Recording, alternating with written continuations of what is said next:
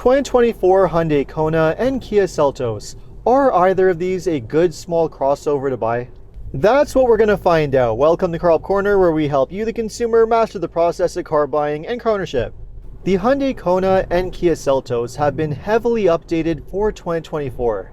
And even though on the surface both may appear to be really attractive small crossover SUVs, there are a few concerns that you need to be aware of. But before digging deeper into these two SUVs, remember, if you enjoy and get value out of this video, make sure to subscribe and turn on notifications. Now, the first thing to be aware of with these two is that both the Kona and Seltos are mechanically identical SUVs. They share the exact same platform, most of the same components, and the same drivetrain options as well. And because of those mechanical similarities, they do feel very similar to drive. Now, I was a bit surprised to see that they do ride a little bit on the firm side. The suspension is not exactly the best at absorbing the sharper bumps in the road, but in terms of their overall ride and handling, they're certainly not too bad. And as mentioned, not only do they feel very similar to drive, but you get the exact same engine options in both vehicles. The standard engine is a 2-liter naturally aspirated direct injection 4-cylinder engine that comes matched to a continuously variable transmission. It produces 147 horsepower and 132 pound-feet of torque. And if you go for one of the higher trims, you get a 1.6-liter turbocharged 4-cylinder engine that comes matched to an 8-speed automatic transmission. And this engine produces 190 horsepower and 195 pound-feet of torque. Both SUVs come standard with front-wheel drive, but all-wheel drive is available on all trims in the US and comes standard on the higher trims in Canada. Now, even though there is a hybrid option available on these SUVs in some markets, unfortunately, neither Hyundai or Kia offers the option of a hybrid on either of these models in North America, which is pretty disappointing. So if you really want to have a similar crossover from Hyundai or Kia that's a hybrid, you will have to buy the Kia Niro, which is very similar in size and price to both the Kona and the Seltos. Now, if you're trying to decide whether it makes more sense to go with either the 2-liter engine or the 1.6 turbo engine on either of these vehicles, there are many reasons why it actually might make a lot more sense to go with the 1.6 turbo, and I'm going to explain why. For one thing, the extra power that you get with the turbo engine is really noticeable, and it gives both of these vehicles just enough power to feel comfortable. I've driven the 2-liter engine before on both SUVs, and it really feels underpowered. I mean, you can certainly live with it, but it's not going to be that comfortable because you barely have enough power to merge or get up to highway speed comfortably. And not only does the 1.6 turbo have much better power, but you don't really sacrifice much when it comes to fuel economy. It's rated for around 24 to 30 miles per gallon, or roughly 8 to 10 liters per 100 kilometers, which is really not much worse than the base engine. Another benefit of the turbo is that it comes with a conventional 8-speed automatic transmission, which is much better than the CVT that you get with the base engine. The 8-speed automatic is a new transmission for 2024, and it replaces the dual-clutch automated manual transmission that the turbo engine used to come matched to, which is a huge upgrade.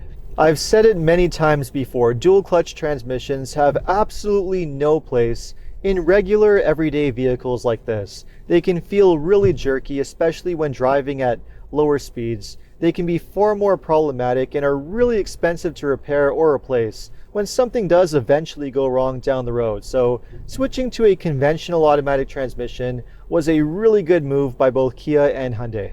But perhaps the most significant reason why it's a good idea to just avoid the base 2-liter engine is because of the potential reliability issues that you might face.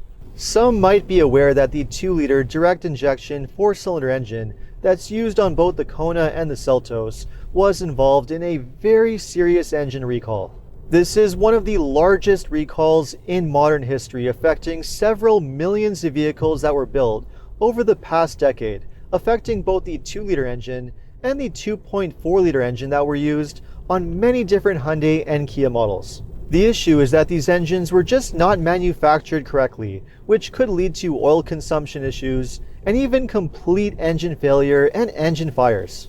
Thousands of these engines have had to be replaced, and it's even led to major class action lawsuits against both Hyundai and Kia. Now, of course, there are some that'll say that this is no longer a concern on the brand new models and that Hyundai and Kia have long since fixed the problem, but the companies have made that claim in the past before, only to later expand the recall to even more models and a lot newer models, so it's very hard to have a lot of confidence and trust in what they say. Given that the Seltos and Kona with the 2-liter engine have been recalled for having engine failure as recently as 2021, the safest course of action is just to avoid this engine at this time and go for the 1.6 turbo engine instead, which doesn't seem to be impacted by the same reliability issues. Now, I know it may sound as though I'm having a bit of a downer on these SUVs because of these potential reliability concerns, but I'm really not trying to sensationalize these issues. I'm just trying to give you all the information and all the facts so that as a buyer you can make a properly informed decision before you consider buying either one of these SUVs.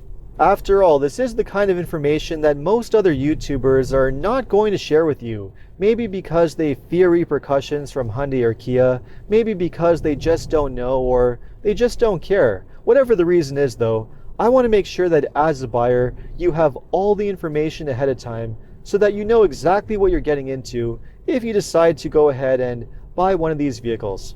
Whether these engine issues are still a concern or not still remains to be seen, but it is really reassuring to know that Hyundai and Kia at least do offer one of the best warranties on the market, a 5-year comprehensive warranty, and in the US, a 10-year 160,000 mile powertrain warranty, so you will have protection for quite some time. And if you're ready to forgo gas engines altogether, you can get the Kona in an all-electric version, which is able to travel around 260 miles or just over 400 kilometers on one charge, but unfortunately is only offered with front-wheel drive. Now, the Seltos and Kona do have a few things about them that I really do like, especially when it comes to the interiors. The highlights of the interiors really is the technology, which is among the very best that you can buy in any vehicle that's in this price range. Both vehicles offer a really sharp looking dual display setup, which comes behind one single piece of glass, which has your infotainment system with really sharp looking graphics and an excellent user interface. It is a setup that works extremely well, although it is a little bit better on the Kona, thanks to the Kona having slightly larger screens and also a better menu setup. And it's really nice that both vehicles still offer plenty of conventional controls, so everything is still really user friendly. In the past, the Seltos was the larger SUV of the two, but with the new redesign, the Kona has grown in size, so these are now fairly spacious SUVs for their segment. Even though, of course, they are on the small size, they offer plenty of interior space in the front and rear seats, and they do have a decent sized cargo area. Although it is worth mentioning that you do get a spare tire in the Seltos, which doesn't come on the Kona. There are some other differences, like on the Seltos, you have a conventional shifter for the transmission, whereas on the Kona, you have a column-mounted gear selector, which is somewhat awkward to use, but it does free up a lot more storage space on the center console. And as mentioned, the Kona has a better screen setup with larger screens, and it does offer the option of a surround view camera and blind spot camera system, along with a really cool 360 camera that has a 3D rendering of the car, which is pretty neat. Strangely, you can't get these features on the Seltos, but the higher trims of the Seltos does have its own unique features like an available head-up display, heated rear seats, and a power liftgate, which for some reason is not available on the Kona in Canada. Both of these vehicles do come with a lot of great active safety features, including highway driving assist, which is one of the best semi-autonomous driving assist features available from any comparable vehicle. So there's no question, when it comes to technology, these two really are at the top of the pack. But unfortunately, all that technology does come at a price.